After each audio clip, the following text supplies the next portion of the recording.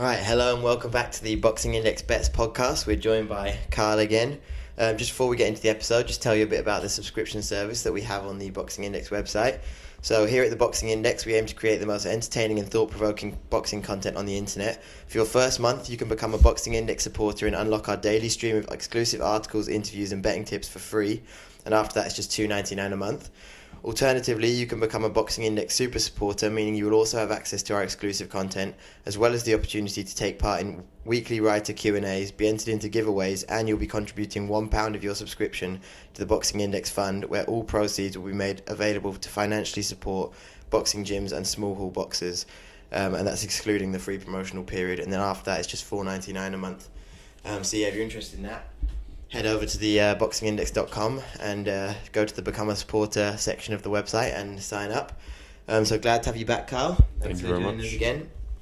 I think in the last episode we recorded, I went 0-4 on my picks. So I'm thinking this week either fade me, because then you might end up winning if you just bet against all of my picks, or I've actually bought a little mascot along this week.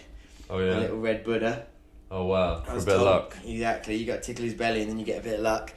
I was told by a woman in a marketplace in Hong Kong that apparently the fact that he's red, and if you tickle his belly it gives you luck.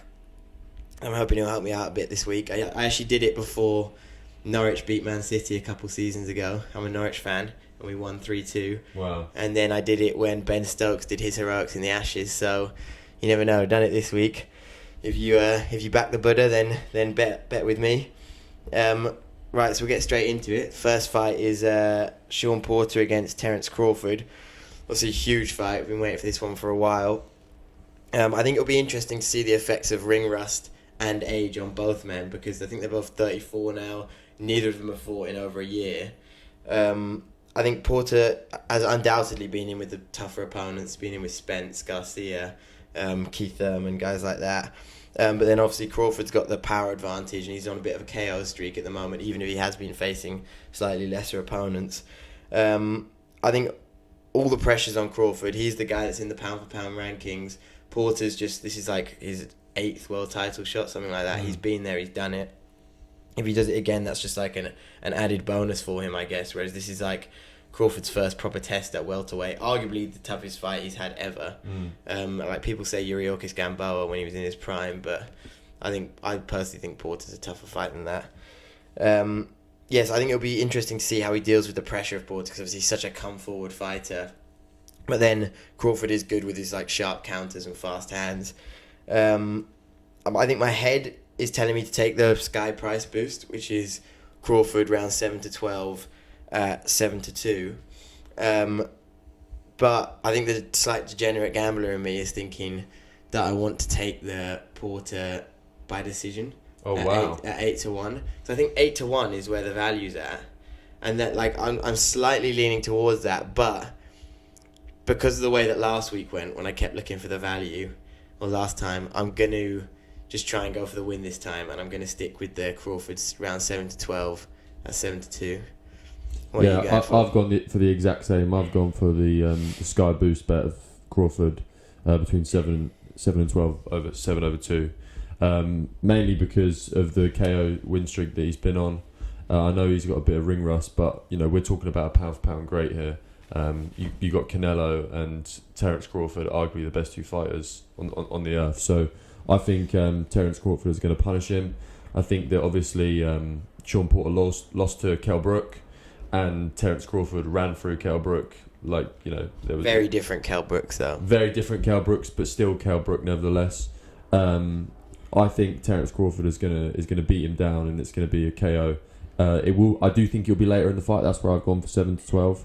But yeah, I think that's the betting tip for sure. Is any part of you slightly confused about why Terence Crawford is in the top 3 pound for pound? I know he's a 3-weight world champion. And he was an undisputed champion at super lightweight. But I've always just looked at the guys he's fought and thought, because it's usually when you beat someone big, like when Teofimo Lopez beat Lomachenko, that shot him up the rankings. Tyson Fury beat Deontay Wilder, shot him up the rankings. Josh Taylor beat Regis Prograis, Jose Ramirez. Like, big names. Terence Crawford's never done that, and I don't really understand how he's in the top 3 pound for pound. I see what you mean. I think sometimes names are very important when it comes to resumes, but I think sometimes styles also play a big contribution. Terence Crawford is genuinely a very exciting boxer to watch.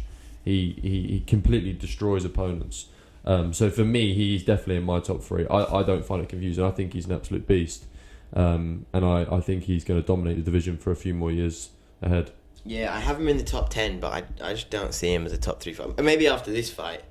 So we'll move on to the Andrade against Quigley fight. Obviously, Matchroom's fight on DAZN at the same night.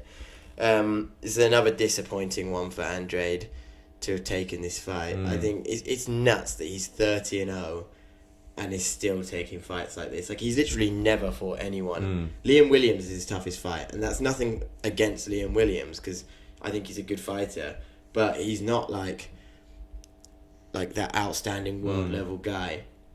So I'm kind of surprised that Andrade is sticking with Matchroom, to be honest, because he's been with them for a long time and they're just not getting many fights. And I know that's potentially they're battling against the politics of it all, but I think at some point you've just got to give in to the politics, and he's got to move to like PBC or someone and try and get a fight with Charlo, because Matchroom could have set up a fight with Golovkin and just haven't.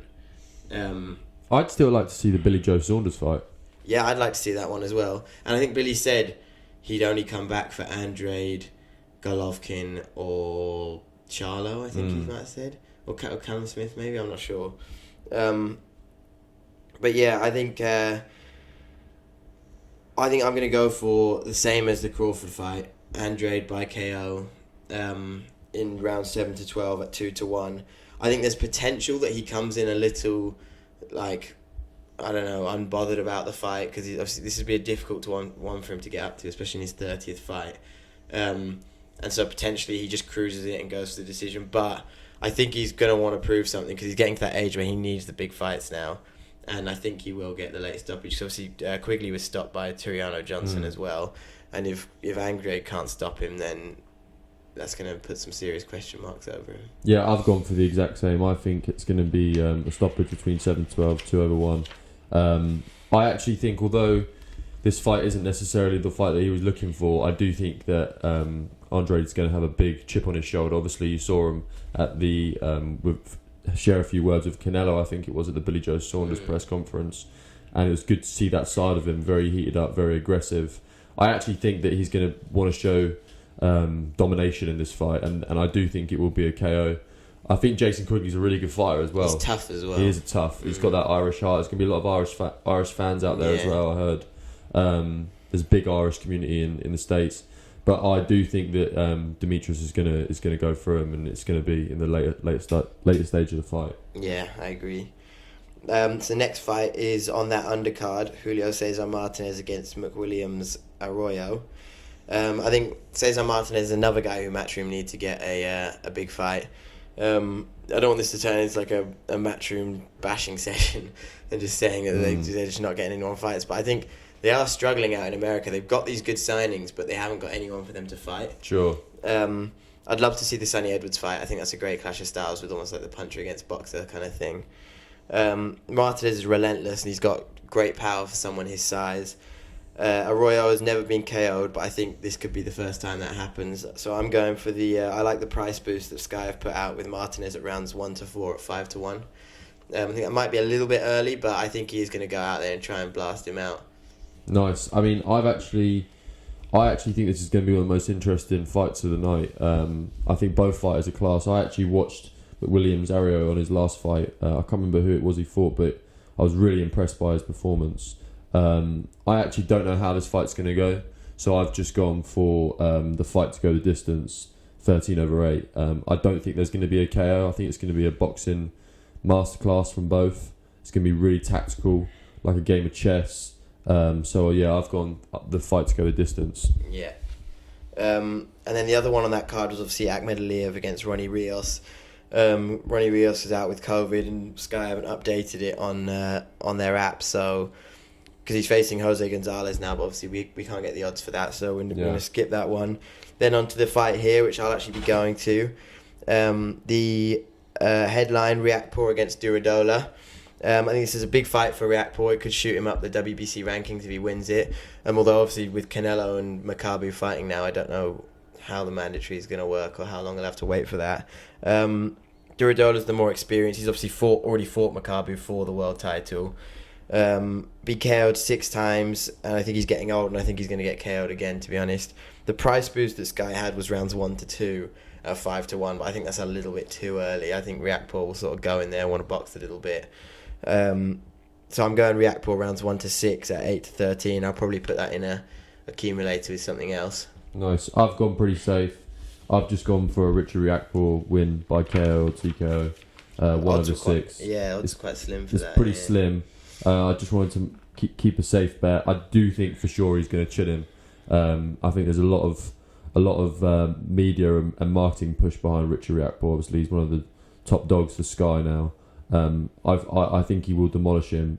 Just very tough to say when. So I've just played it safe and gone for the overall KO. Yeah, I think the reason they're pushing him is because I think he's just a good guy as well. Yeah, definitely. I've listened to a lot of his interviews, and I think he seems like a really like good guy to have as your main guy. He's a good sort of like role model and stuff like that.